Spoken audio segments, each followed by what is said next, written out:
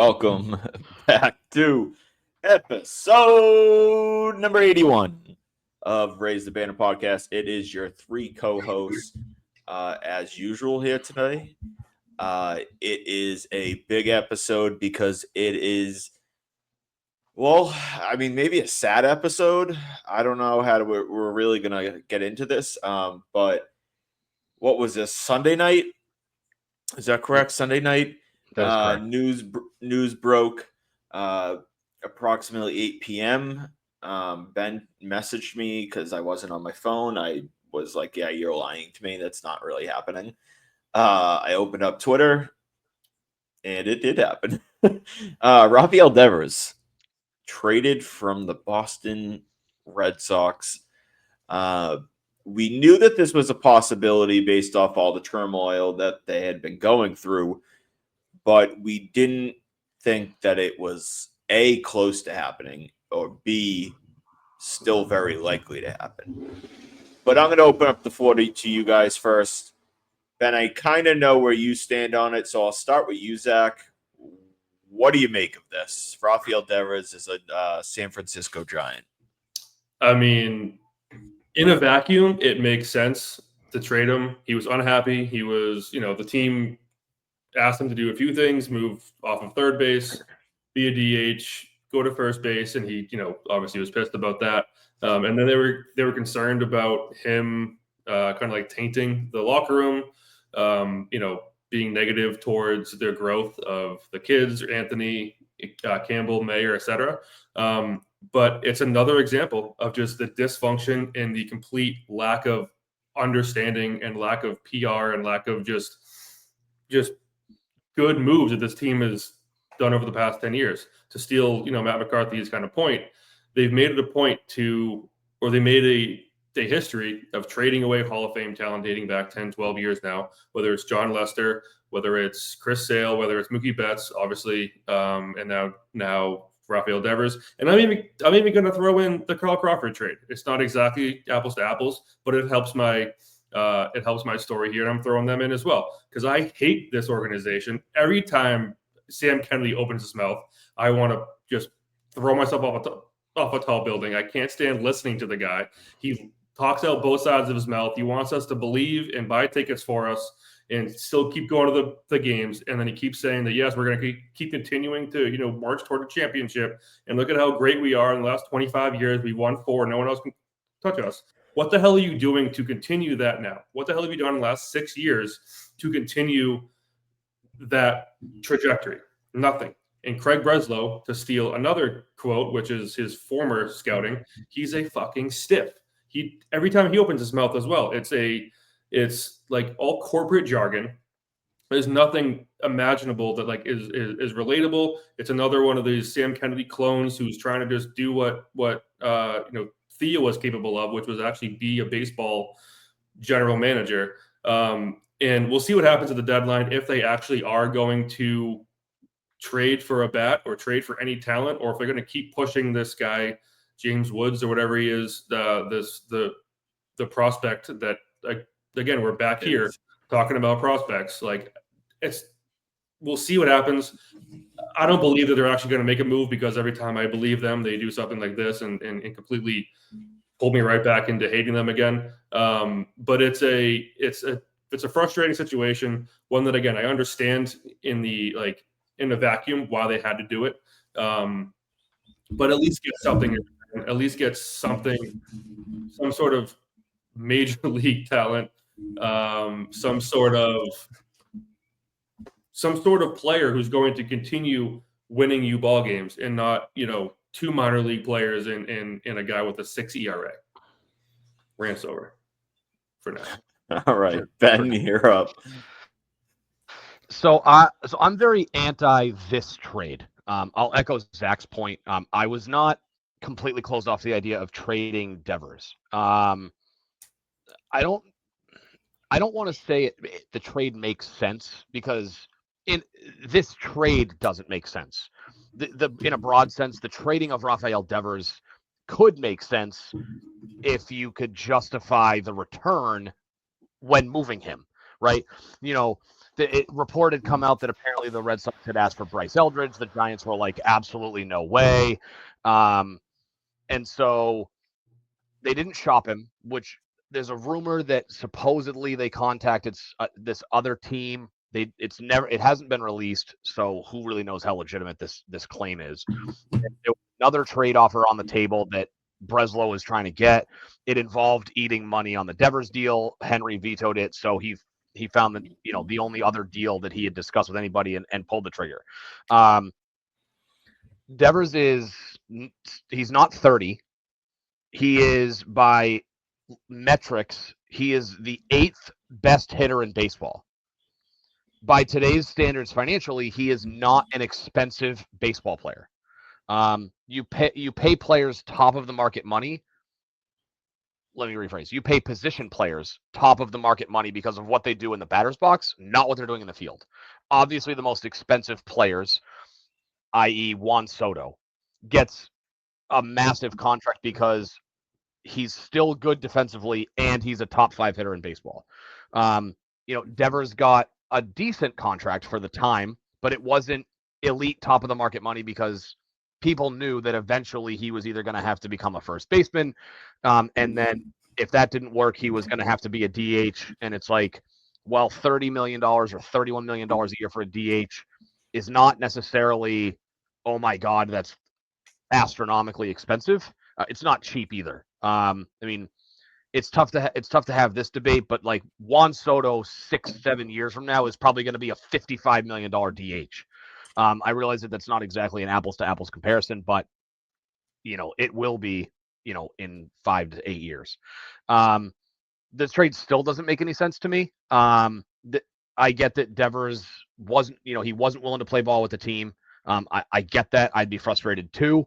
I feel like there should have been some kind of a common ground. There was a report that came out yesterday that he was willing to play first base, but he wanted an assurance from the organization that if he was going to transition to first base, that they weren't just going to use him every once in a while and just be like, yeah, like spend all this time committing to learn a new position and, you'll play it twice a week. He wanted assurances that it was going to be, you'll be the primary first baseman. And then, if you need a day off, Toro or Romy will play. Or, if we need to get these guys in because of matchups, we'll have you DH once or twice a week, something to that effect. So again, Devers wasn't willing to be flexible at all, but this felt a lot like John Henry basically having his feelings hurt, feeling butthurt that Devers wasn't willing to play ball based on the fact that he's a top paid player in baseball and the most expensive player on the roster, and that meant he should be willing to do what's best for the team. It just felt like John Henry's feelings were hurt, and he's like, well, I'm just fed up with him, and he's like, just get rid of him. There hasn't really been a confirmed report that I'm aware of that definitively says one way or the other if, John Henry and Sam Kennedy knocked on Greg Breslow's door and they were like, Devers needs to go now, or if Breslow went to them and said, hey, I know that I know that, Devers has been a problem. I have an opportunity where I can move him. This is what I've got. Can I pull the trigger? It's probably a little bit of both. It felt like, based on the fact that allegedly Henry vetoed a trade that would have been eating money, feels a lot like it was more ownership, basically telling Breslow he had to trade him, and here are the parameters in which you can move him, aka we don't want to deal with him and we don't want to pay him. Kind of sends a mixed signal that you're not willing to pay somebody a little bit of money so you can get a better return, but you're still willing to dish out decent contracts. Matt and I had that conversation yesterday that, they just paid Garrett Crochet, 7-year, $140 million deal or whatever the contract worked out to be. He okayed the Story deal, but then he's not willing to eat money on a Devers deal to make the team better. They do all for not shopping him at all. Just basically calling up a couple teams being like, hey, we're trying to get rid of Devers. He's a problem in the locker room. He's not playing ball with us. We're looking to get rid of him and just give him a fresh start. We need to move on because, he's poisoning the clubhouse, as opposed to trying to find the best deal possible. I fault him for that. And then I fault him for admitting, well, not just admitting, but because he admitted that this trade made the team worse. That's 100% on Breslow. That was him just taking whatever he could get because they needed to get rid of Devers for whatever reason. So I throw blame on him for not doing what's best in the best interest of the organization. They did what was in the best interest of them and the PR and the negativity that supposedly was clouding Devers. I wish him all the best. Obviously, he came right out and said that he's willing to play ball with the Giants and play wherever they need him to, which is kind of a shot at the Red Sox organization to be like,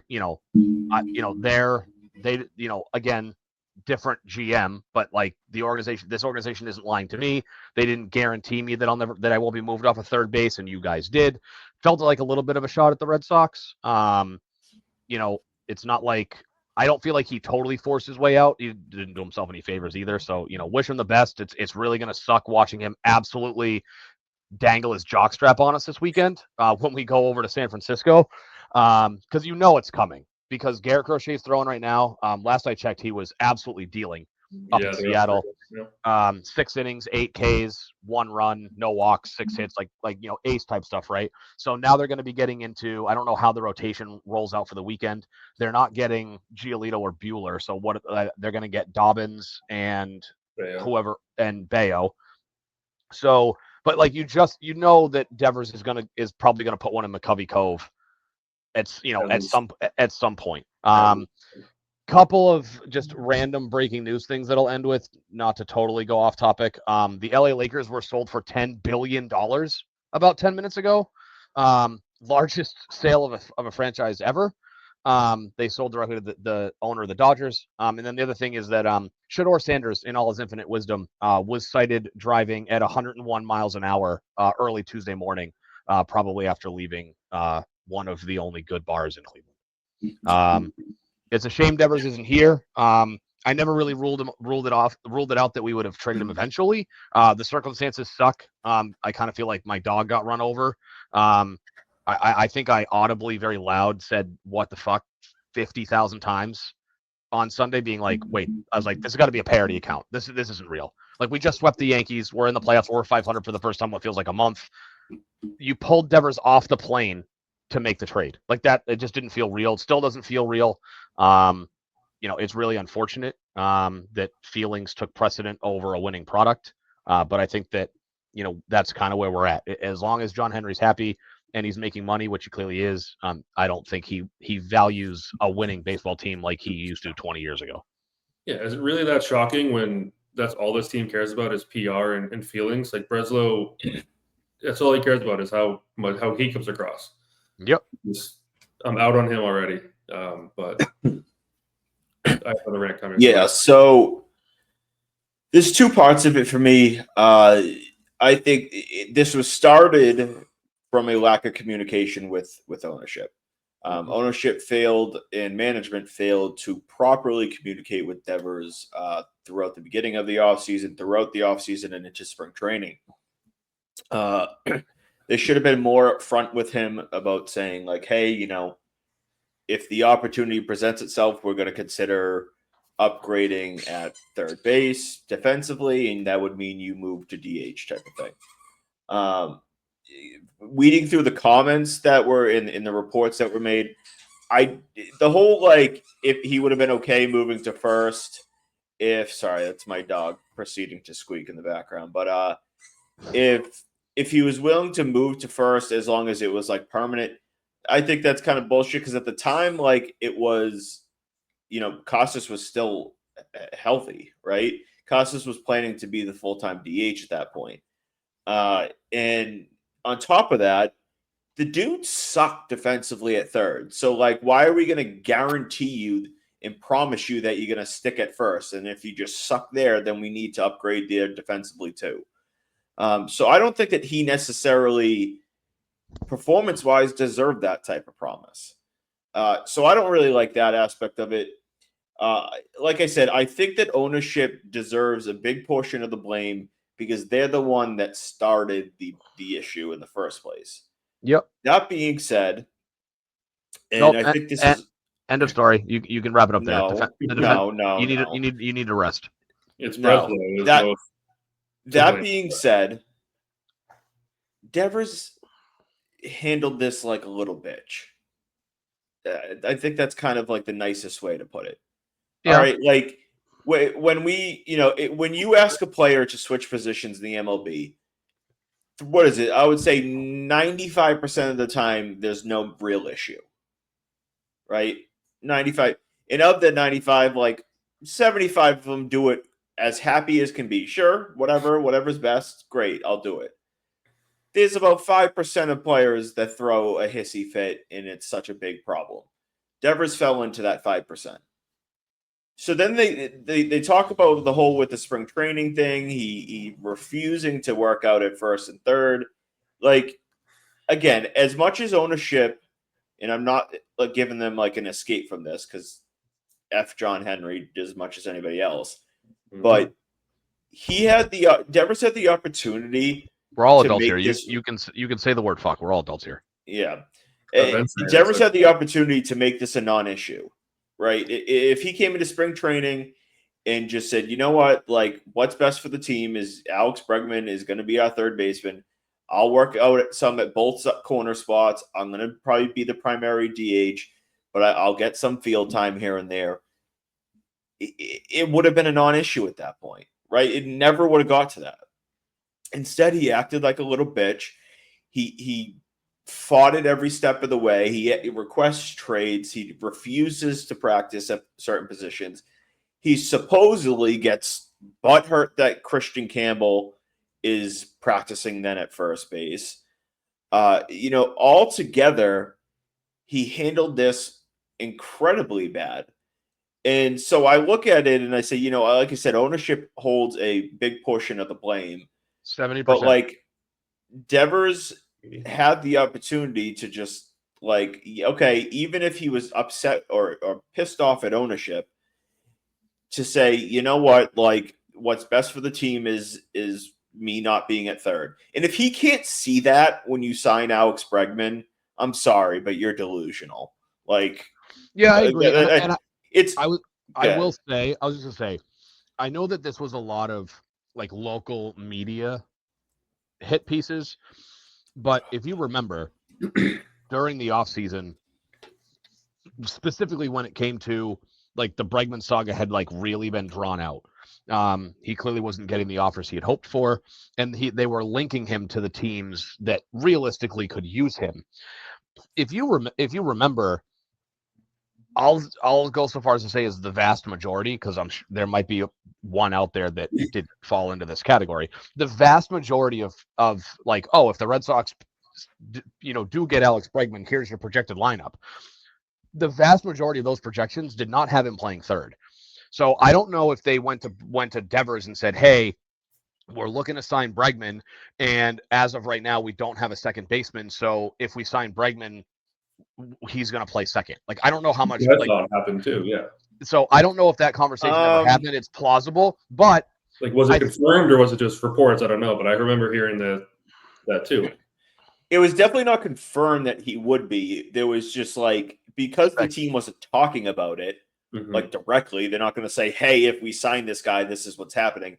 Everyone was speculating because they didn't have a concrete answer at second base. Yeah. Right. So that was part of it. And I get that. And if that did happen where they said that, Bregman would play third, again, like that's poor communication. And that's where some of the blame goes on ownership. But I don't think that specifically happened. And we haven't heard that directly that it did happen either. No, it wasn't confirmed. But like, I think to go back to who gets blame, I mean, I don't know if it's 70%. I'm going most of the blame is on Breslow for this. Like, he came in, acted like mom's new boyfriend living in the house, and he just starts bossing everybody around as if you're going to do what you're told. And Devers is like, bro, I've been here for almost 10 years now. Like, I'm the third baseman. Like, you got to kind of come off that. You also told me that I wasn't going to, be pulled off third base. Now all of a sudden you're switching it up. Like, fuck you. So I get where Breslow never told him that. Breslow never told him that he would be the number one. Breslow didn't extend Devers. No, the assurance came from Chaim Bloom and ownership when Bloom extended him. Then that even adds more to Cora's blame, share the blame pie for him to not be communicating with that. Like, look, whoever promised Devers it in the first place in that part of the contract, like that was a mistake in doing that. So I mean, I don't know who exactly did that. So it's tough to like dish out blame in that end of things. But like this is again like reality, right? There's a level of self-awareness that every person has. Some have it more than others. It's not an opinion that Devers is mediocre at best defensively. No. It's a fact, right? And he's led the league third baseman in errors like the last 7 years. Like it is a fact facts that don't care about feelings. yeah, it's a fact that he was pretty shitty at third base. So again, I understand whether you're like he has to know. Like this is common sense that he was not going to be the long-term third baseman in terms of like years into the future. Now, did it happen quicker? Yes. Like so, like maybe he's a little frustrated at that, but we knew freaking last year when the extension came down that like we were talking, okay, maybe he'll be the third baseman for 3-4 years, and then they move him to DH. We knew that he was going to be a DH for the second half of that contract. Yeah. And there's this narrative that like Devers was promised, and it's such like I get it. It's very easy to just blame ownership, and they do hold plenty, like a lot of the blame, because we're all pissed at them for the last handful of years. But like when I look at this situation, and I talk about the fact that you're getting paid as much as you are, so like shut up and like shouldn't you want to be doing what's best for the team? If your goal is to really try to win as many games and win championships, and that's what's mattered, right? Devers bitched that they haven't had enough talent in recent years. What did Breslin do? He went and got Garrett Crochet. He's been arguably a top 5 pitcher in baseball. What did they do? They need a right-handed bat. They went and got a right-handed power bat. It just so happens that right-handed power bat also played the same position. And that's what's really upset with him. And speaking of Bregman, they were talking about it today, a little tidbit of during the press conference to interview him, Devers was seen walking by the press conference while other players were inside the press conference watching it. Devers was seen walking through the halls past the press conference and just in a pissed off mood, because clearly he was not happy about the signing, right? And no, but I mean, I can't say I would blame him. I mean, again, poor behavior, but I wouldn't say I blame the guy for being upset about it. There is, and this is where the blame kind of like the conversation really kind of splits into what's proper and what's not in terms of reactions. It's understandable to be frustrated. It's understandable to be a little annoyed, but like again, ultimately, what is his goal? Is his goal to play the field or win games? Is his goal to be the center of attention or win games? Because I'll tell you this, he wants to be treated like the best player and given all these, benefits and like leashes defensively when he really sucks. But he doesn't want to take the time to be the face of the franchise. He doesn't want to take the time to be the media guy. He doesn't want to take the time to do all the charity things and all the PR stuff that it comes with being, the face of the Boston Red Sox. And, again, I don't personally give a fuck if you don't speak English, but like, even that's a basic thing where his lack of interest in even seemingly learning English shows how little he cared about being the franchise of the team, but yet he wants to be treated like it, right? Okay. So if you want just to play devil's advocate, are you gonna call out Shohei Ohtani for the same thing? Shohei Ohtani does a ton of press. Shohei Ohtani doesn't speak English. So you're going to call him out because he doesn't learn English. He speaks in his native tongue with a translator. Are you going to call out every other Japanese player that played for the Boston Red Sox that didn't learn English? If he wasn't, well, what other Japanese player in Boston was the face of the franchise? Dice K was no, not. There was no. no face. It was just a. But Shohei Ohtani does a ton of press. Shohei Ohtani does a ton of marketing. He is the full face of that team. And like I said, if Devers I just wouldn't call him out for not learning English. Like that. No, it's not that. It's not the biggest thing. It's just like it's adding on to what I'm talking about with the other things. Like I'm not sitting here saying like, oh, you don't learn English. Then don't make him the face of the franchise. Breslow, go find someone else to be the face of the franchise and let him continue. All right, well, don't act every single year.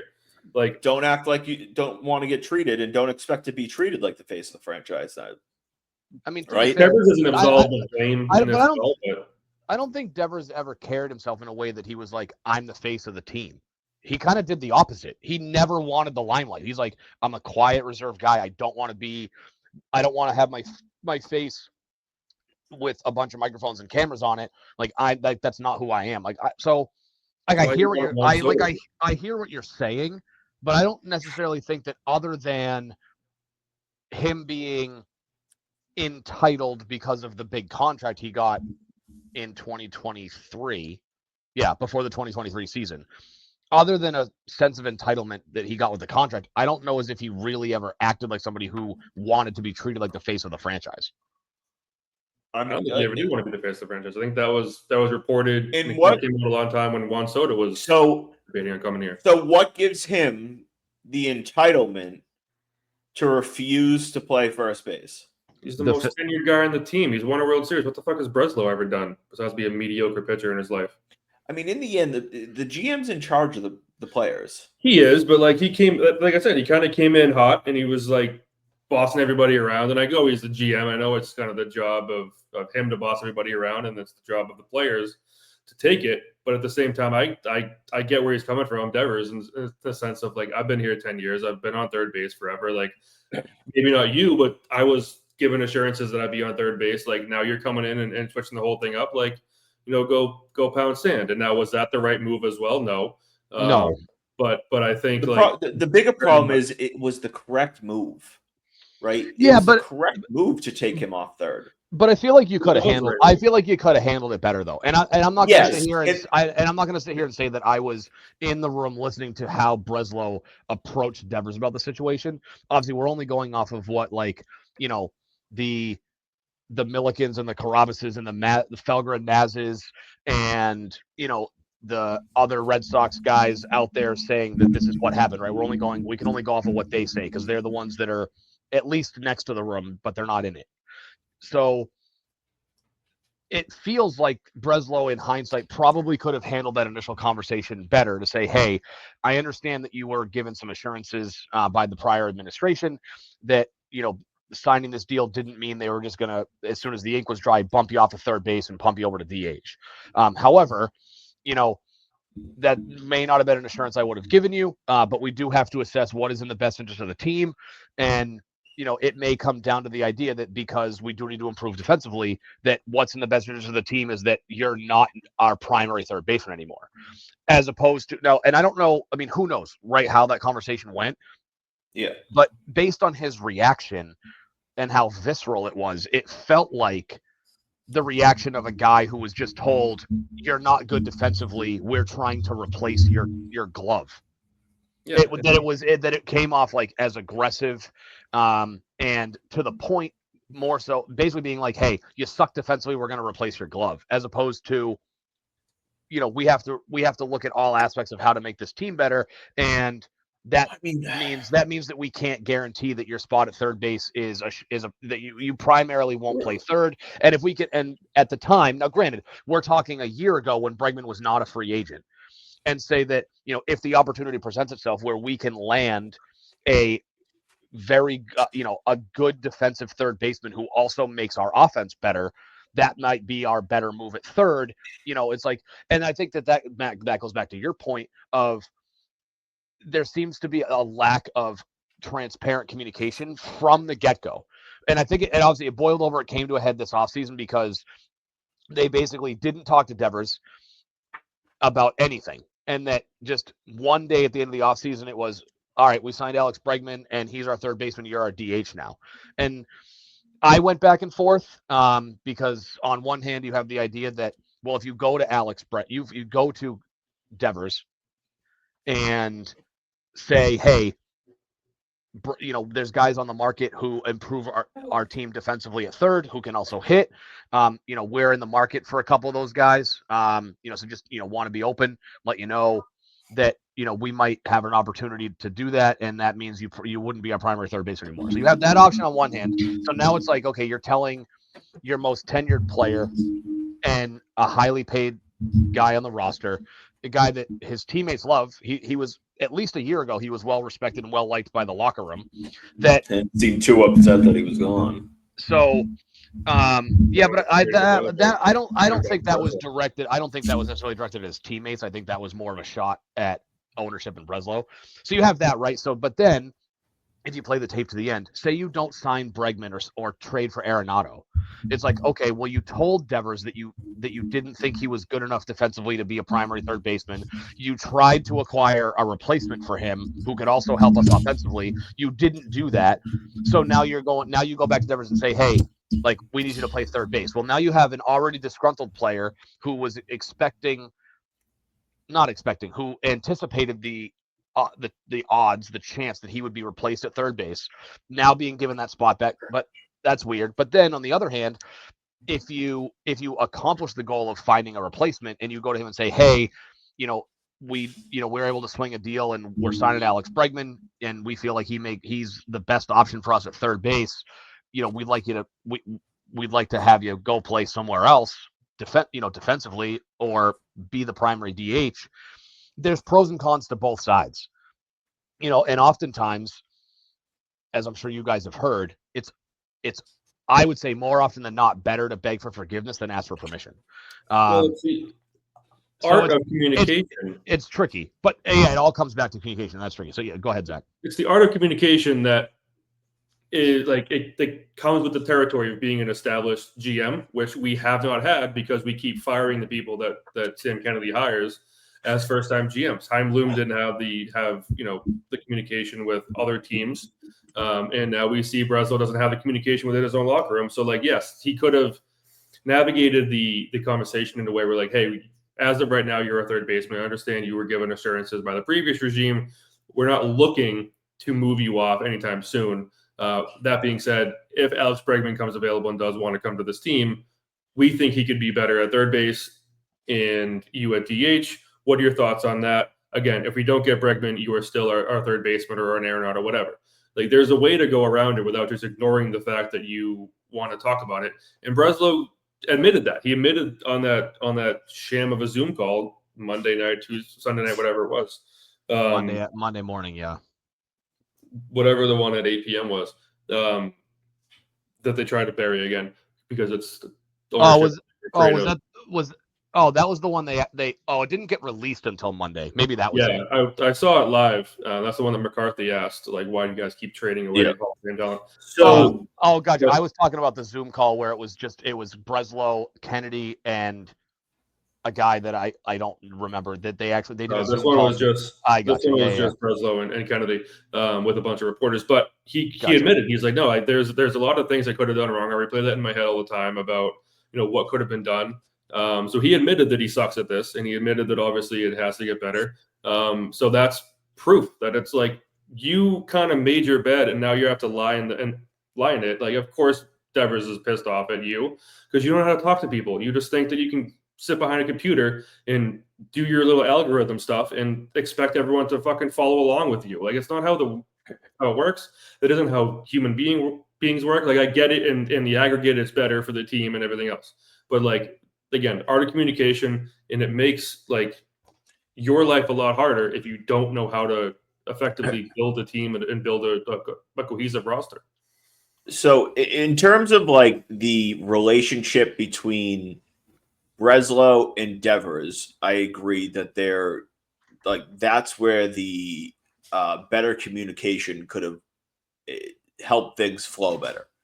But I kind of propose a question back to you guys in the sense of, if you're at your job and your boss comes to you and says, we we are considering upgrading from you, but if we can't find someone better than you, then we'll stick with you. Or they come up to you and say, you suck at your job, we're going to find someone who can do it better than you. Will you interpret those slightly different? Yes. Very. In the end, though, you know that they don't think you're good enough at your job. That they know, you know that they want to replace you. And those feelings of displeasure that Devers clearly have would have probably been there regardless. Now, would they have been as bad if the relationship between Breslow and Devers personally were better? Probably. But excuse me. But I think it's kind of brutal. Too much A&W. Cream soda, I hope. Is that what that was? I was wondering what that can was. It's this one's a root beer. I thought it was a regular. Is that a root beer zero sugar there, buddy? Yeah. Watching your girlish figure, I see. I'm always a zero sugar. Makes them less gaseous, but it hasn't worked yet. Yeah. But no, like it goes back to kind of just like I think we're tiptoeing around like Devers just being soft. And again, like I'm not. He definitely should have. I'm not like excusing. Like Breslow did fuck up. Ownership did fuck up. They certainly deserves like a good amount of blame into all this. But and maybe this is just me. Like I like playing devil's advocate, especially online. But you play devil's advocate? Never. Yeah. But I do the same thing for the record. The amount of people you do it deliberately just to piss me off. But every once in a while it is deliberate just to tug a little bit on the yeah. Well, that's when I usually tell you. I tell you to let me know when you're done being. Know what? No, usually it's a like. Really, Ben, I'm not in the mood for this. Go away. I get that a lot. Yeah, like shut your mouth. Like he makes like he could have handled this completely different. And I think in the big picture of all this, like they're grown men. Like I know Devers isn't that old, but like you're a grown man, dude. Like face the reality of like because the comment was like, oh, it wasn't what they said, it was how they said it. Like that was like one of the reports about it. And it's like, dude, like you were upset of how they said things to you. Yeah. Look, I'm never going to come to the aid or I'm never going to back up this front office. I hate everyone in it. And I especially hate all the stiffs they hire as GMs. So I'm obviously just naturally a more players, I guess, defender. But yeah, like I've said before, like Devers definitely deserves a piece of the blame. He should have just either used Breslow's words as motivation and said, "You don't believe in me? Like, well, okay, watch this. Let me prove to you why you're wrong. We don't need a Bregman or whatever," or just sucked it up. He didn't, and it was caused by Breslow's words, his tone, or however he said it. And it was caused by just the fact that John Henry's cheap and hates paying people more than 2 years at a time. But basically, Devers' feelings got hurt.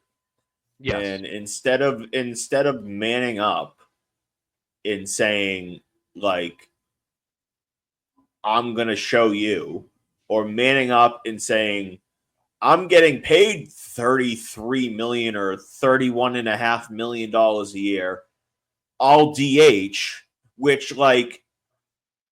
You pay the dude to hit, like DHing in the MLB when you're good is pretty freaking sweet. Like you don't have to play the field. I think it was Breslow getting his feelings hurt, saying, "You don't do what I say, get the hell out of here. Then you're not going to be a part of this team." I think it was him trying to like big dick everybody and be like, "I'm the man but now." If Devers didn't Breslow's biggest issue was the lack of communication from the front from the start. And that could have been like not so much being scared, but like not wanting to face the confrontation with Devers. But like trading him, like if there wasn't a lot of I don't feel like there was a lot of Breslow being hurt behind it because it was Devers who was the one that got hurt from the lack of communication. and Devers the one saying, well, F you, I'm not doing this and I'm not doing that. Because once he did that, other than I guess trading him, there's not much of a reaction that Brazil could have done.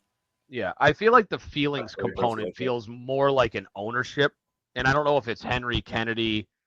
I mean, I don't even know. It's probably not Warner. I don't even know if he's still alive at this point. I think he just hides in his office, and he comes out in February to tell us how many more weeks of winter there is. Maybe, I don't know. Just to kind of touch back, Matt, you brought up the whole the analogy of what do you do if your boss comes to you and says, we're looking to replace you versus, hey, we found somebody to replace you. In either scenario, and this isn't like this isn't like a hot take, but in either scenario, if I was in this position, I'd be especially if I'm in the scenario where they're like, hey, your performance hasn't been great. We are actively looking for somebody to take over your position. I would immediately start looking for another employer. Because it's okay, exactly, though. So so we talked about that was that would have been the nice way to go about it.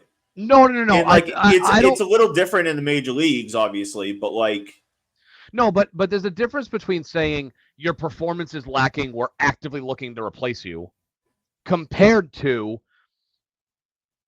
we're going to do what's in the best interest of the team. If that means we have an opportunity, if that one of those opportunities means bringing in somebody who plays third base, and we have to evaluate who's going to be our third baseman. It might not be. But we all know what that really means in the end.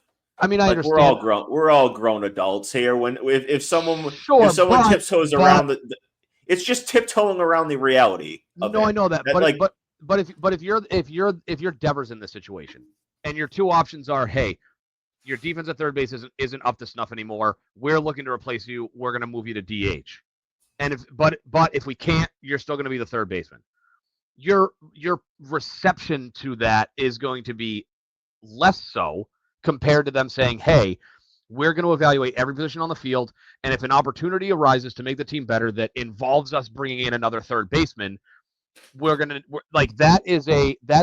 that's you feeling like, okay, they respect me enough to recognize that the betterment of the team matters more than me, and they're willing to say that if the opportunity arises that the conversation needs to happen versus we are actively looking to replace you. There's a level of respect and professionalism in both directions that is a result of them saying we have to look at the big picture versus you're the problem, we're singling you out, you will be replaced, preferably be replaced. Otherwise, that's where ownership messed up. Yeah. So, and I'm not saying that they should have, and I'm not saying it wasn't we're looking to replace, we're going to try to replace you, but you're the third baseman if we can't. And then, oh, hey, we found your replacement, those being the only two options. I was speaking more on the other side of you have to approach the player and say, like what Zach said, and I know I touched on it too, that, the prior regime, the prior administration had explained to you that once you signed this deal that you weren't just going to be bumped off of third base. But we are going to approach this from what is the best option for the team, and that nobody's position is guaranteed, and that if for the betterment of the team, moving, signing a Gold Glove caliber third baseman who also hits, and figuring out, okay, where does everybody best slot into the defensive alignment and the lineup? Or if you have a situation where, we have to figure out what to do with the outfield. If we trade somebody in the outfield because that is for the betterment of the team, if they went to somebody like Rafael and said, hey, we're trying to figure out the best thing for the team. We've got Roman Anthony coming up. He's a left fielder by trade. We're going to look at everything, but it might involve you becoming more of a utility platoon player, because if he comes up, we have to figure out, okay, if he's going to play left and we've got Willier and right, now we have to figure out what's our best move at center, because we have Jarren Duran, who is a Gold Glove finalist at center. You're a good defensive center fielder. We've got other guys on the bench. If you went to Rafael, granted, Rafael is not a superstar player. He's probably not going to pout around, because if he pouts around, he's more easily expendable than somebody like a Devers. I just feel like that's a more professional way to approach it. where the player becomes more receptive to is. change than just, hey, this is a problem with your game. We have to fix it. Expect to not be here moving forward. Let's break it down. Let's keep it like very simple. The Red Sox mistake was the initial communication through the whole signing Bregman process. But what they did, the mistake that they made, shouldn't be as big of an issue as it is. Even if... Can you say that again?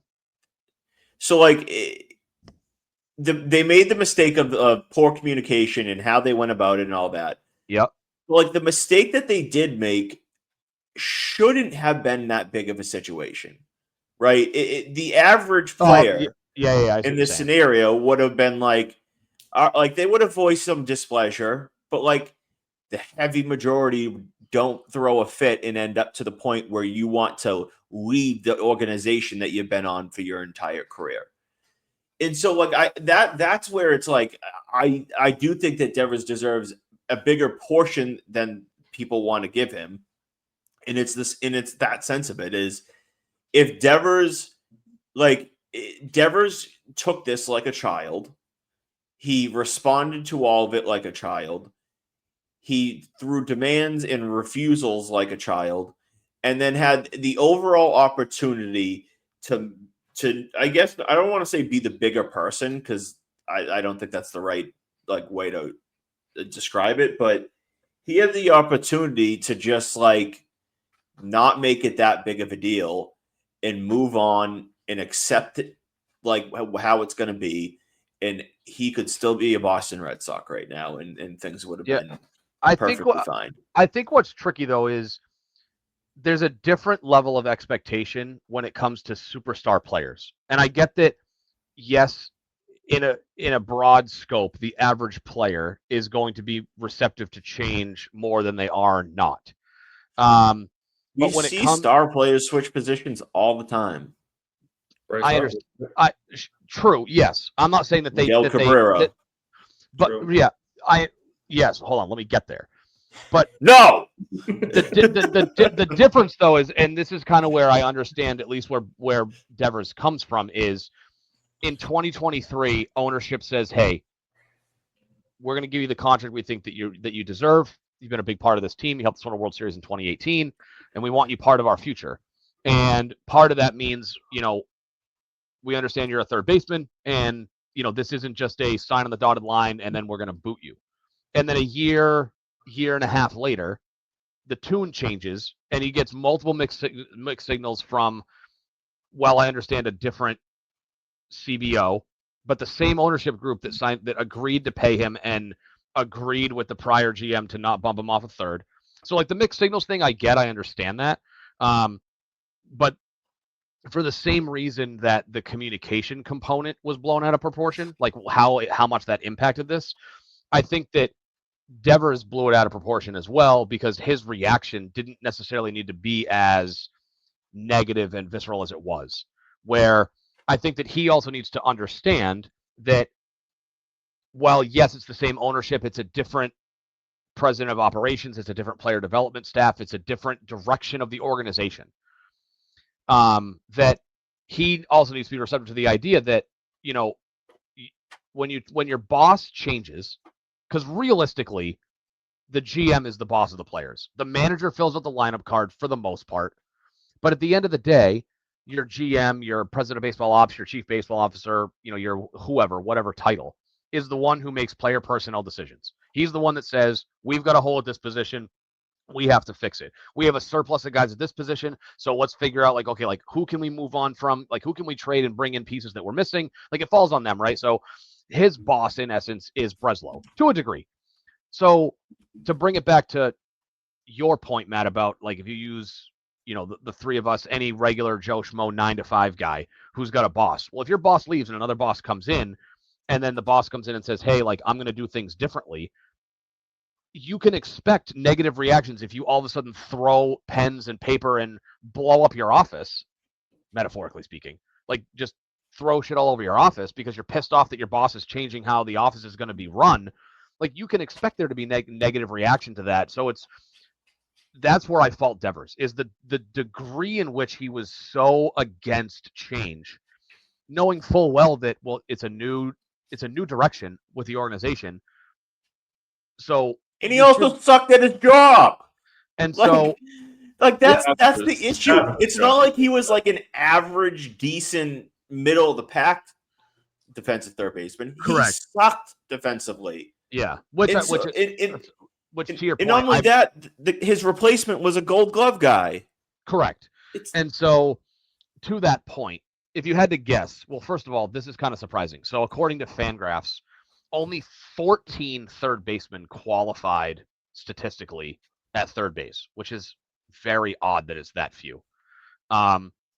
Across baseball, not just the American League, only 14 third basemen had enough innings at third to be a qualifying third baseman. I shouldn't say, I don't know if it's innings or games, but if you had to guess, so of the 14 third basemen who qualified statistically last year, 2024, where do you think Devers, and Devers was one of them, where do you think he ranked defensively specific to fielding percentage?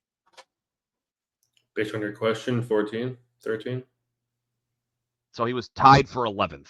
Only one player had a worse. He was tied with Alec Baum and Austin Riley with a 960 fielding percentage. The only qualifying third baseman that had a worse fielding percentage than him was Isaac Paredes, who had a 948 fielding percentage. If you go off of the advanced metric, and we can go off of two, if you go off of UZR, and I'm not going to pretend to be an expert, I understand that it's ultimate zone rating. Rafael Devers ranked last of the 14 qualified third basemen with a negative 3.3 UZR.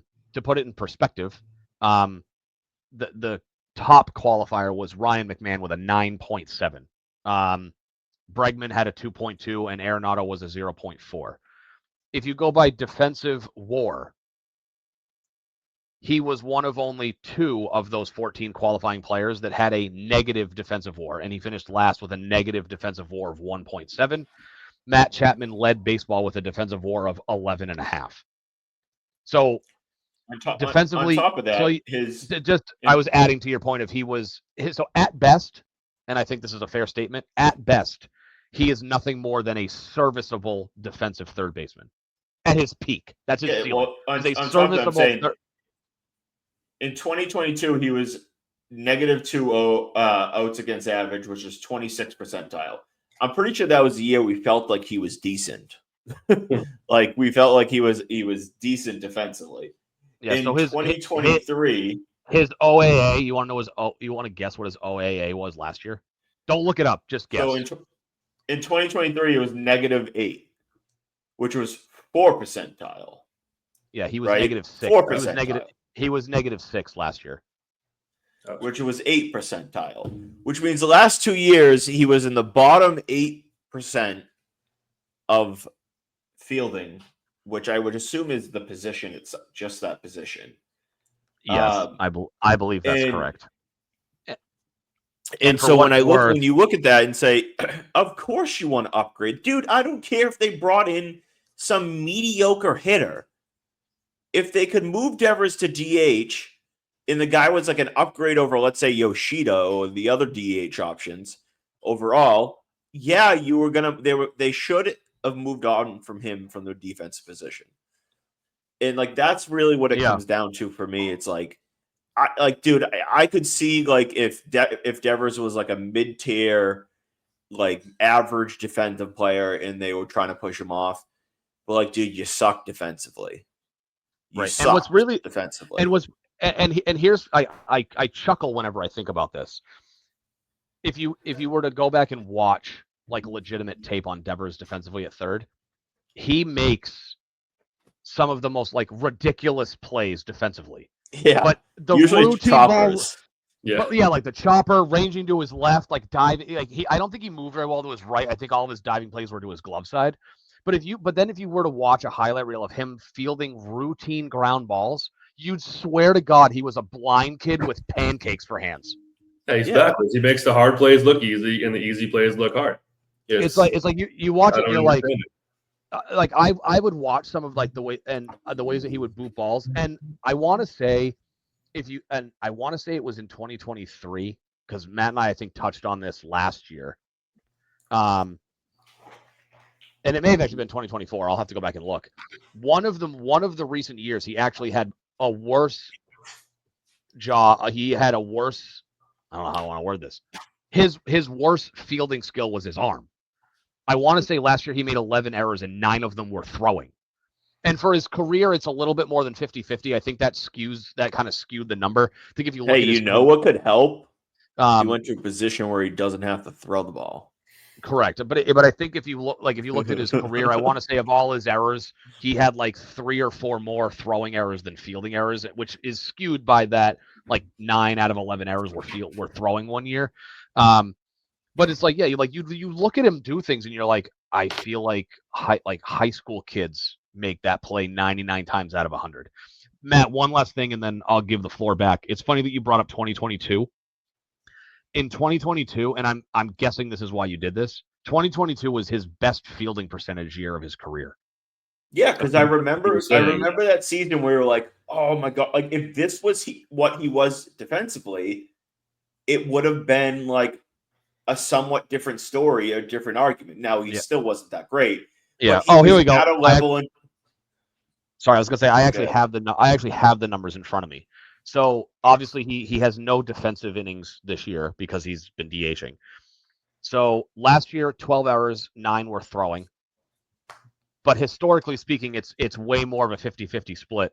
So 2023, 11 throwing, 8 fielding. I'm sorry, 11 fielding, 8 throwing. No, I'm sorry, I had it backwards. Last year was 9 fielding, 3 throwing errors. In 2022, it was the other way around. He had 5 fielding, 9 throwing errors. So for his career, and this is the scary part, in 1, 2, 3, 4, 5, in 6, call it 7 full seasons. I'm combining the fact that he only played 56 games as a rookie and then 57 in the COVID year. So if you combine that and say that that's 1 full season, in 7 full seasons, he has 141 errors. Yikes. 75 with the glove, 66 with the arm. Is that 20 a year? So in 951 games, he had 141 errors.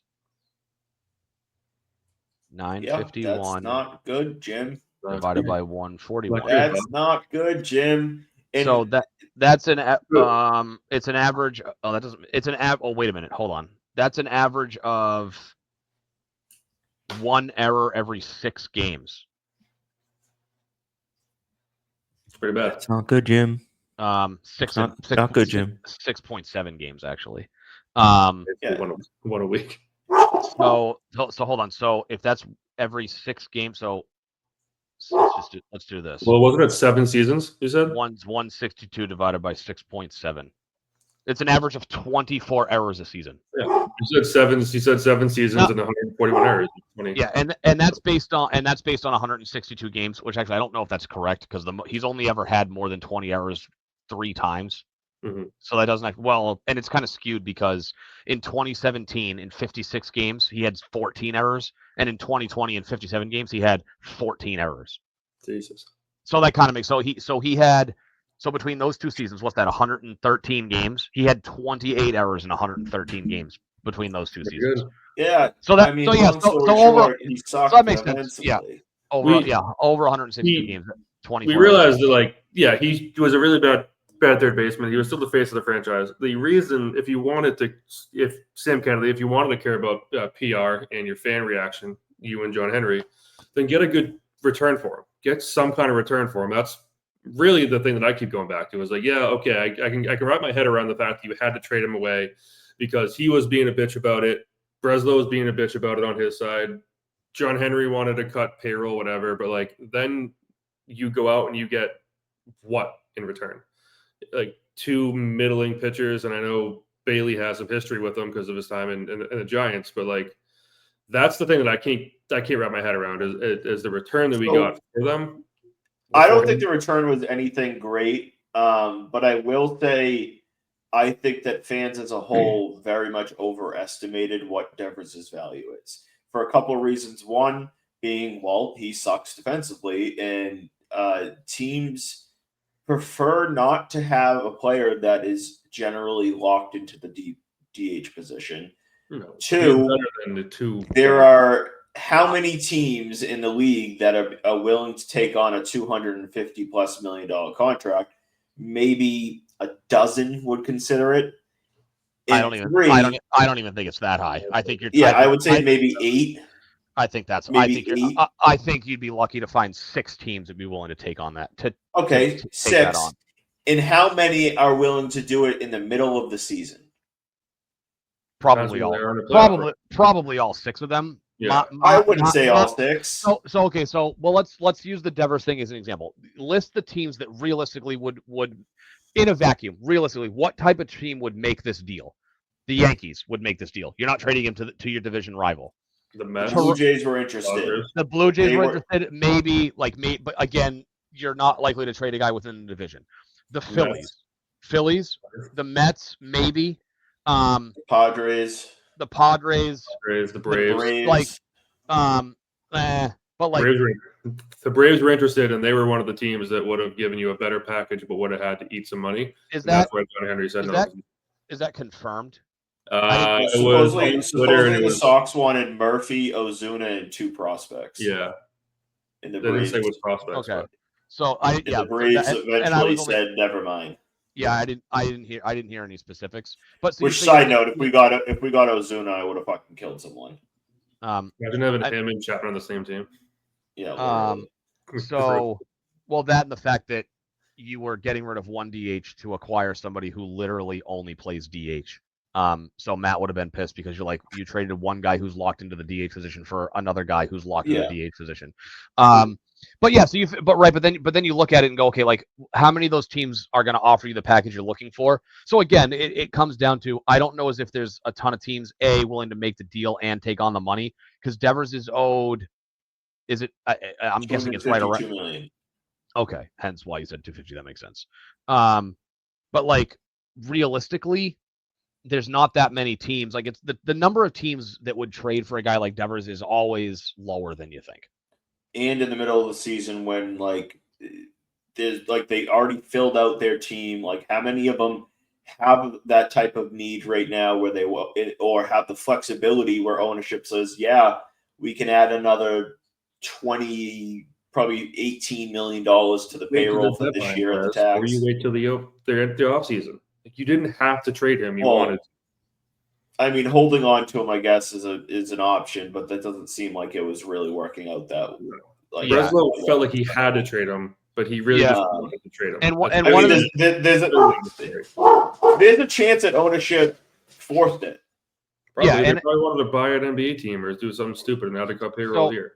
So one of the things I'll add in, and this is something that I had thought about. I haven't heard it mentioned elsewhere, not to say that it hasn't been talked about, but an angle of this that I started to think about was when I started to contemplate, be like, okay, like why now? That was so it was why are we trading Devers? Then it was okay.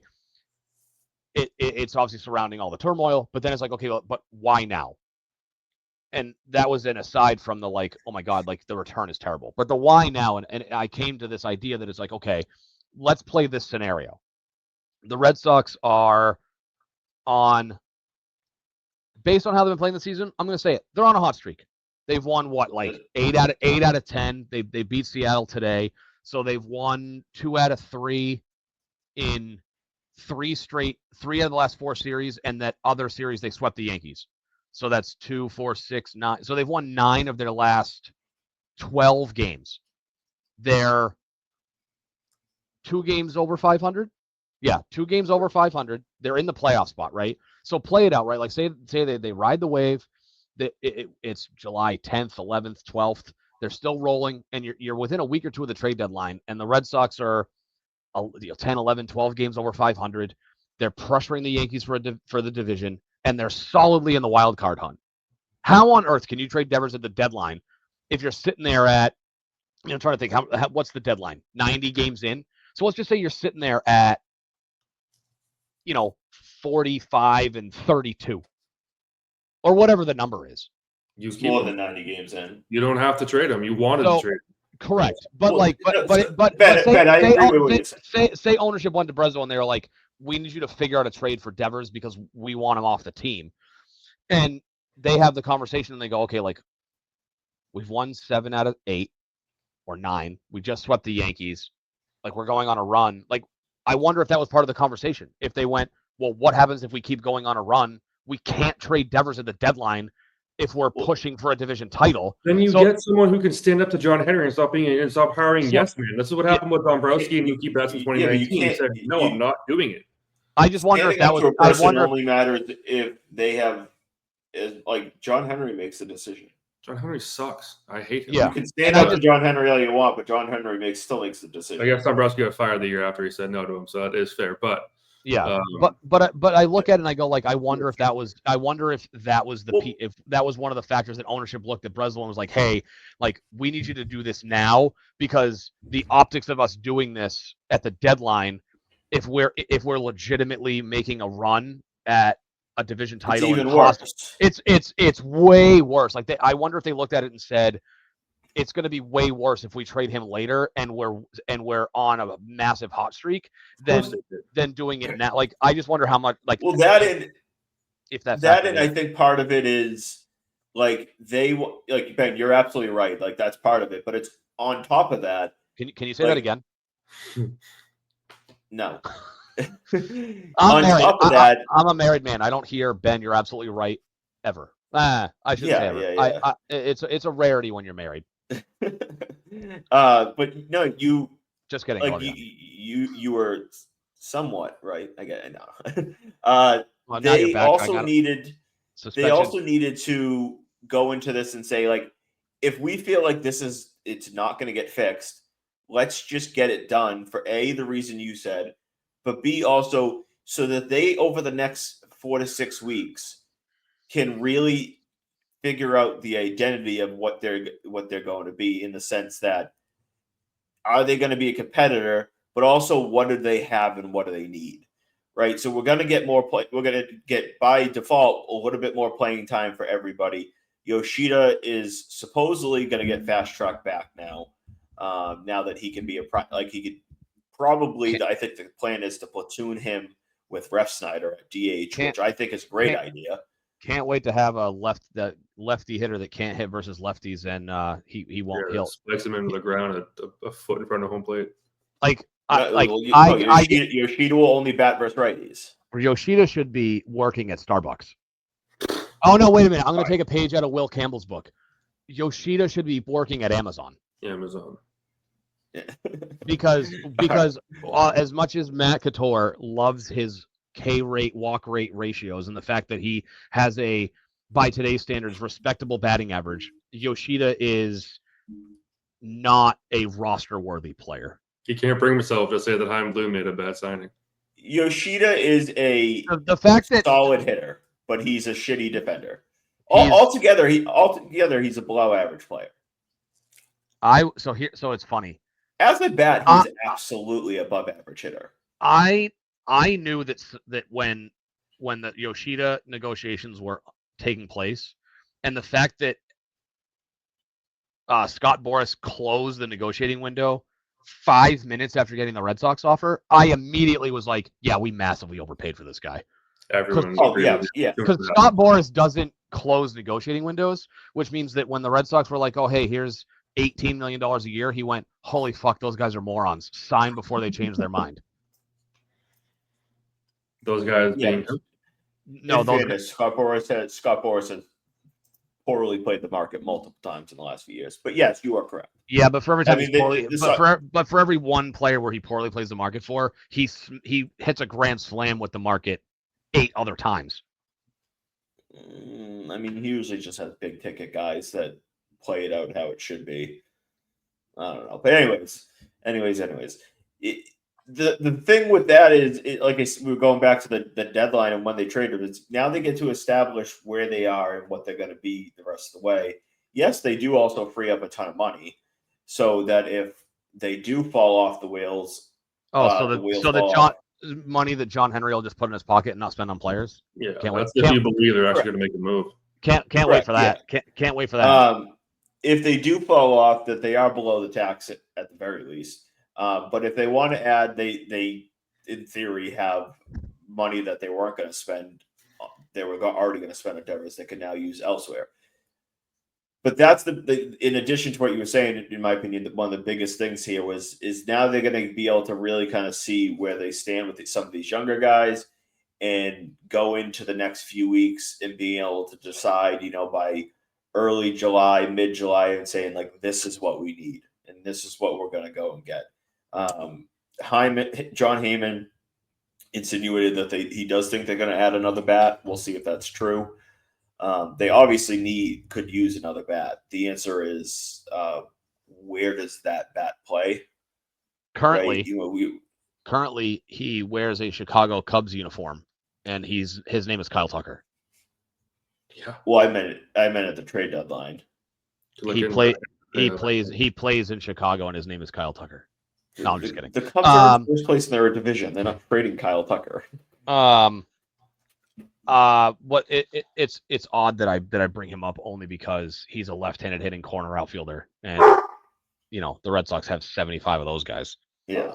I mean, but like that's a guy that you would look at and see, you make room for Kyle Tucker. Do you make room for him, and how do you do that? How do you do that is you would have to trade. You would have to trade multiple outfielders. Duran and Rafael. No, you'd have to trade Abreu. You can't not trade Abreu if you're trying to bring Kyle Tucker. I guess they don't really have a center fielder. So you would have to trade. Yeah, you'd probably have to trade Abreu and then Duran or Rafaela. Correct, and then whoever you don't trade is your center fielder because Kyle Tucker is in right field. But other than that, like just looking at the free agents and their projected like market values, like there's really not much available on the market. So based on projected market value, Kyle Tucker leads the way at almost $44 million a year, according to Spotrac. That we all know that those numbers are lower. Like Kyle Tucker will get more money than that, but like the next crop of guys are all older. Now Tucker's going to be 29 a year from now, but you've got Pete Alonso who's going to be 31. Bregman will be 32. He's got an opt-out, which may be a conversation for another day because I feel like we could talk for another hour and 12 minutes on what they're going to do with that, of what they can and maybe should do with Bregman this season. Well, so to finish it up though, finish this whole episode in general, we talk about if they add a bat back, right? Where is that bat playing? Positionally?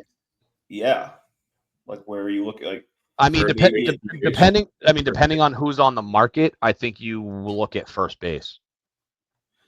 Because while Abraham Toro and Romy Gonzalez have been good collectively, they've been good at first base. I don't think that, from 4,000 feet, you look down at Fenway and go, the Red Sox don't need a first baseman.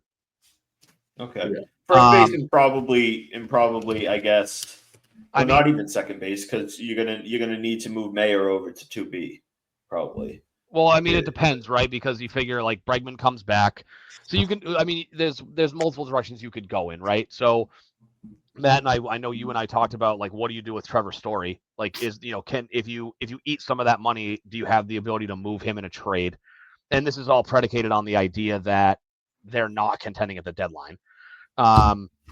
So that obviously would open up Mayer going back to his natural position. When Bregman comes back, if Trevor Story's still here and healthy, then Mayer naturally it would make sense to move him to second, and then maybe you DH Campbell or you mix Campbell in the outfield, just to give him an opportunity. Just because obviously, given that he's a middle infielder already, I would suspect that Marcelo is a better second baseman than Campbell is. Again, Campbell played second in the minors, but my gut tells me that Mayer's probably a better defensive option at second base over Campbell. I don't think it's your gut. I think it's your brain.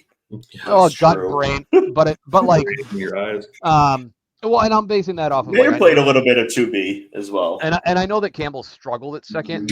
He's been a lot of on-the-job training, but like, unless they go in unless they move like Duran or Abreu for pitching, and open up an outfield spot to then go acquire somebody else at the deadline, like first base tops that list for me. Like, I mean, if you're talking offense, I mean, they need all the pitching help in the world because other than Crochet and then random starts from Bayo, Giolito, and Bueller, and I'll give Dobbins his due. Dobbins to me feels like, you know, he could slot in to be like a legitimate mid-rotation guy. Yeah. But like you can never have enough starting pitching. I feel like the back end of the bullpen is starting to take shape. Yeah. Like Whitlock's been really good. Chapman's been nails all season. The problem is though is that Weisert's been good. Couple of hiccups, but for the most part good. Bernardino good, although it feels like they run him out there every night. Like the guy's arm's going to fall off at some point if they don't give him a day off. The trouble is though, is like in this scenario, right? We're talking about deadline deals if they're not contending. Chapman might be the first guy they trade if they're not contending at the deadline, because you're going to you got to ship out Chapman. Like, you'll get a decent return. You're not going to get. I know we kind of beat this horse to death a couple episodes ago about the value and you could get for a closer mid-season, just for the fact that he's basically throwing, at least in the last 5 years, probably his best season. Statistically, it's the best year of his career right now. Even more so than like his Reds days. Yeah, it's like I think it's like the lowest ERA at this point and like the best K rate maybe. Oh wow. Or K to walk rate or something like that. But in any case, there's also the fact that if they go and make these type of moves, if they're selling, then they can go and unload. But if they're buying, they also have enough depth in pitching where, at least now that they added Harrison as well. And speaking of Harrison, I saw a thing today that if they're going to keep him, they're going to use the next 3 weeks to tweak some stuff with him. But also, if they keep him in the AAA through July 4th, they get an extra year of control on him too. Which all things considered, I will easily do. I love how part of that the Zoom call was that Breslow said we have development opportunities with Kyle Harrison. Yeah, dude. And like I vomited. I'm like, you traded the face of your franchise so that you could acquire a guy that has development opportunity, who for the record already spent 3 years in Andrew Bailey's system and couldn't figure it out under Andrew Bailey in three seasons. Yeah, he was only in the majors for 1.5 under Bailey. I understand that, but it's Bailey's vision, and he was in the Giants system for 3 years under Andrew Bailey's pitching development program, and he couldn't figure it out. Well, did they change? Did they change the pitching after he left? What do you mean?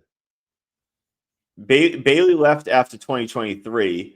Yeah, so presumably they have a Harrison was only in the majors for a quarter of 2022 and 2023. Let's not pretend that prospects don't follow the same development plan as Major League Baseball players. I'm saying that. He was very good. He was very good as a prospect. Kyle Harrison doesn't have a breaking ball. That I wouldn't call that very good. No, I'm talking numbers wise, he was really good as a prospect. I'm 38 and pitch in front of my mirror, and I can throw a curveball. Oops. Yeah, you shut up your camera, not your mic. But anyway, so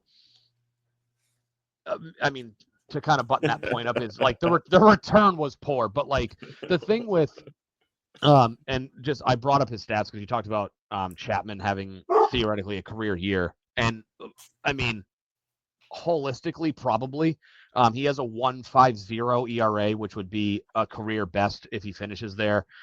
Only other season he finished with a sub-2 ERA was in 2012. He had a 1.51 ERA. He has a 2.7 walks per 9, which would be a career best. Ks per 9 is a career low if he finishes with the number he has now, which is a 12.6. His strikeout to walk ratio would be one of his best seasons. He's sitting at 4.67. 1, 2. Only 3 other times did he have a K to walk ratio of higher than 4.67. So holistically, yeah, having a career year. I mean, he's 37 years old. The Ks are going to go down because he's throwing like 98 to 100, not 103, 104. But yeah, I mean, hopefully, here's what I will say about Kyle Harrison. He better figure it out relatively quickly. Because if, say, by the time he's 25, 26, which in the grand scheme of things, 2 to 3 years for a pitcher is pretty quick. Not many guys make that kind of a rise through a minor league system. I mean, if he to feel good about this trade, he'd have to be like a legit number 2 behind Garrett Crochet when he hits Part the of it would majors. depend on what Tibbs and the other guy would end up being. So like if Tibbs ended up being a good major leaguer too, James Tibbs is never going to play baseball at Fenway Park wearing a Boston Red Sox uniform. I guarantee it. Oh, I mean, probably not. But if you turn around and deal him somewhere else, then that's part of the equation. Yeah. Which the last thing about the return that I'll hammer home is the fact that they acquired another left-handed hitting corner outfielder. Mm-hmm. It's like, so this move, Breslow admits did not make the team better. He didn't say made the team worse. He just said it did not make the team better. Which is a way of saying that he made the team worse. He didn't create a ton of flexibility within the roster because James Tibbs is still blocked. So he would have to turn into a better than Roman Anthony prospect or you'd have to trade Abreu in order for James Tibbs to sniff Fenway. In fairness, I will say, other than maybe first base, kind of every position is sort of blocked. The entire outfield is blocked. You have Campbell and Mayer on the infield. We don't have a true center fielder, but yeah. Like most positions are kind of blocked. But anyways, just to kind of wrap it up, one thing I noticed, so Harrison's time with Bailey in the majors was only 7 games. He's only been in the majors for not even 2 full seasons. But one thing I noticed was in the minors, and now it's part of, I guess, like the competition. But in the minors, this guy was a guy that was striking out. In 2021, he had 14.3 strikeouts per 9. 2022, it was 14.8. 2023 was 14.5. He gets to the majors. That's down to 9.1, 8.5, and 9.5. So did something change? Is it the competition? I don't know. It looks like he'll get 3-ish starts, 4-ish starts down in the minors. They'll probably keep him there until July 4th or something like that. Because I know that's when they'll pick up the extra time. But they also got Fitz down there. And so I spoke about it today, and we don't really need to get into it, but they have to make a decision on Walker Buehler. Yep. They have too many. I don't think he's tradable. No, but I would throw him on the IL or put him in the pen. That's what you do. The fact of the matter is they have better options. Not that Fitz or maybe Harris. If Harrison comes up as a mid-4 guy, that's better than what Buehler's been. But realistically, who is solidly better than who has proven that they're solidly better than Walker Buehler other than Crochet and Dobbins? Really, I'm just saying that I don't think Buehler is specifically the odd guy out. Giolito's been just as volatile as Buehler. No, Giolito had some bad starts, but then the highs of Giolito have been fantastic. We haven't. Yeah, that's Buehler's been mediocre all year long. Yeah, he had a good stretch before he got hurt because he kind of started to turn it around. But the thing with I get that part of it. I just don't. I wouldn't specifically say that Buehler is the odd guy out of the rotation with the young guy. I mean, and who really knows? At the moment, we'll see how things play out over the next couple of weeks. But if he comes out and has another stinker or two, and Fitz just went through 6 scoreless innings in AAA, how do you realistically keep Fitz down there while Buehler's letting up, going 4 innings, 5, 6 runs a game? It's it just doesn't really make any sense to me. Because you're not competing. Of course they're competing.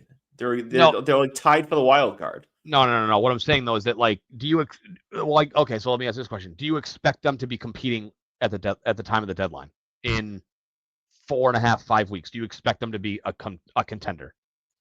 Yes. Yeah. See, I expect them to be. I expect them to be right in the mix. See, I don't. Why? They're playing some solid baseball right now. The pitching seems to be better lately. They're getting Bregman and Abreu back. Like, I understand, like, they lost Devers, but, like, the team as a whole, you just said the bullpen's rounding itself out. I just don't. So here's the problem, right? The offense is not scoring runs. So I don't think that how they've been winning games lately is sustainable in the long run. I think that, like, if the offense can't score, and who knows how quickly Bregman. It's a good thing they're adding Bregman back. I was gonna say, you bring Bregman back. He was their best hitter before going down, and then Abreu.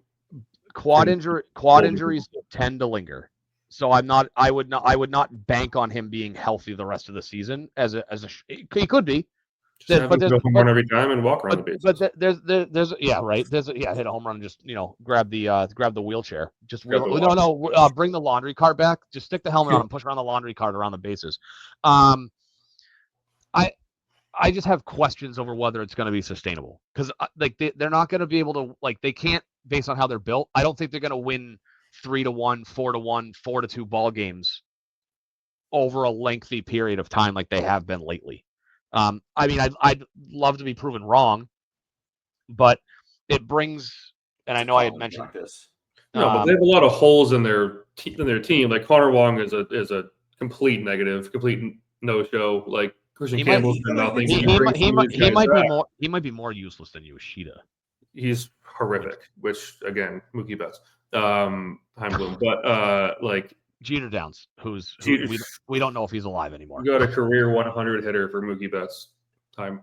That's neither here nor there. But like they do have a lot of negatives in this lineup. You bring a guy like Bregman and Abreu back, and those guys go hit the bench again. Like there won't be everyday players. Same thing with Christian Campbell. Hopefully he can either figure it out or goes back down to AAA once these guys come back up. Like there's some players that will be coming back that will definitely provide more than what you're getting now from some of these guys.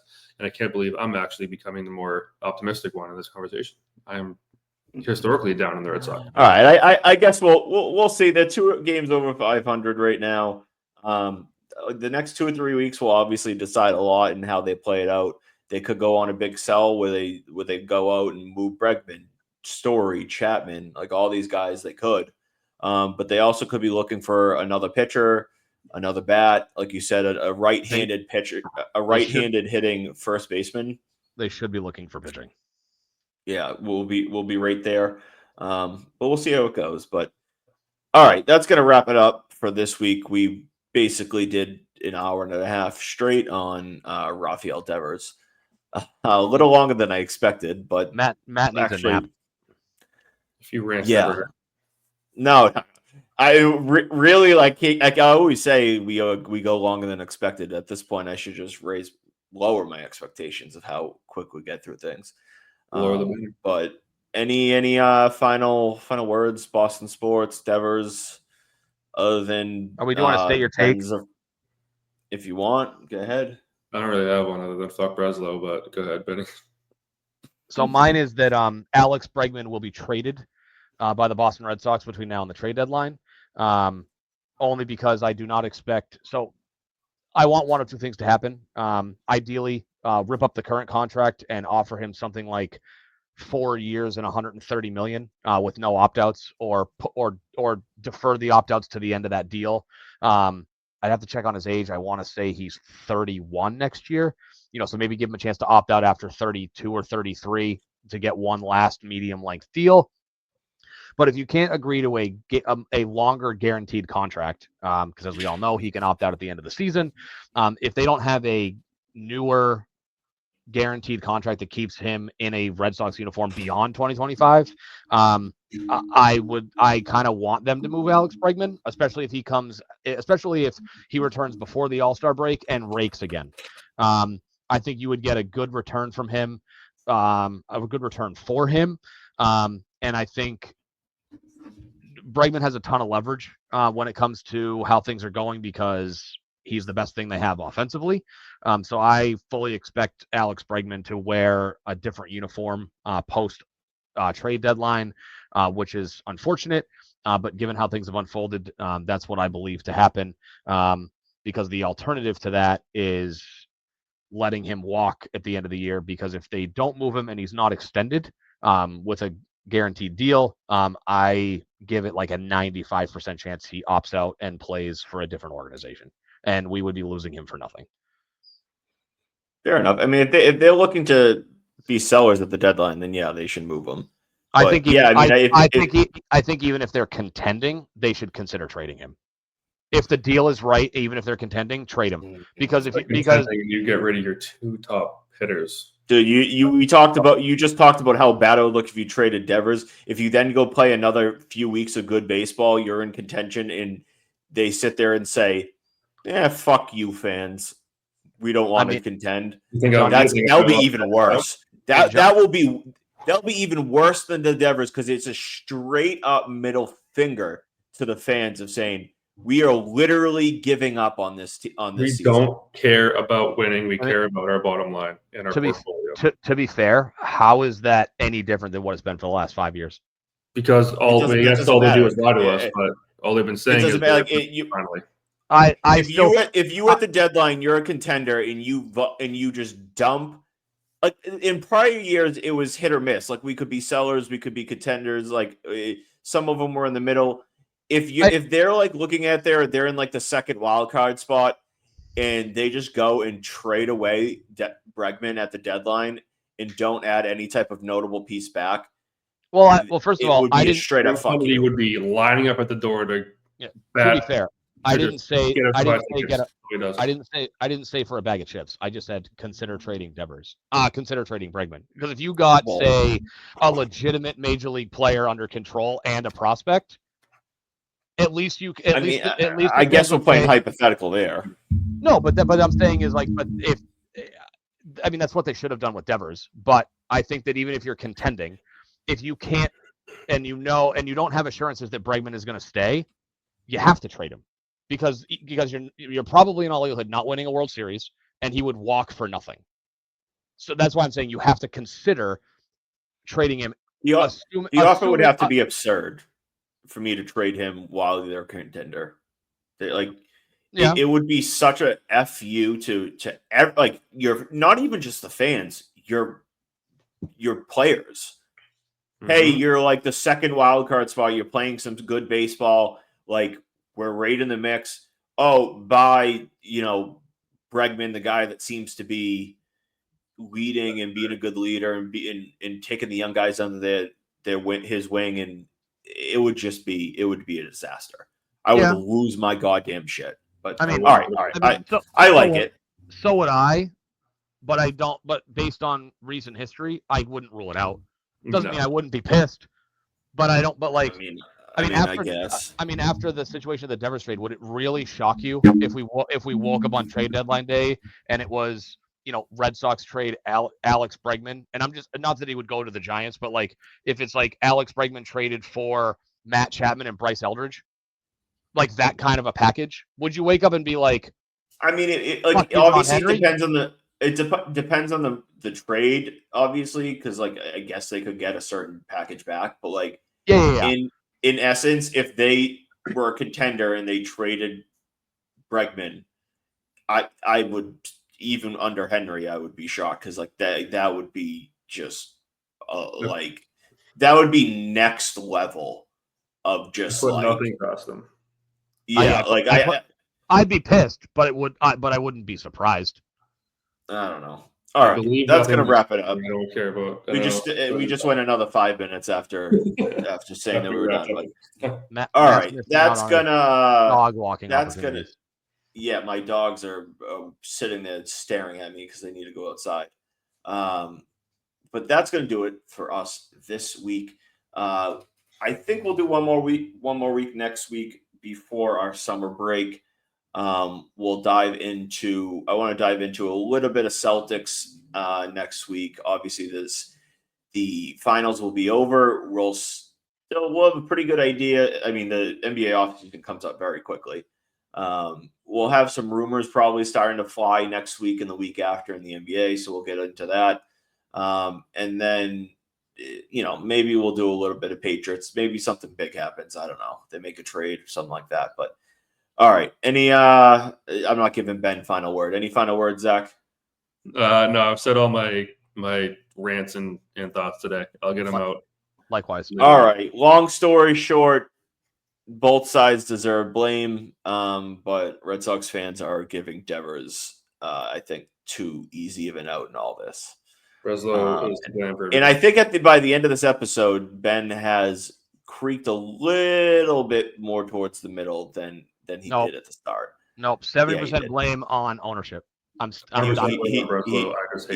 won't admit it, but it's at least 69 now.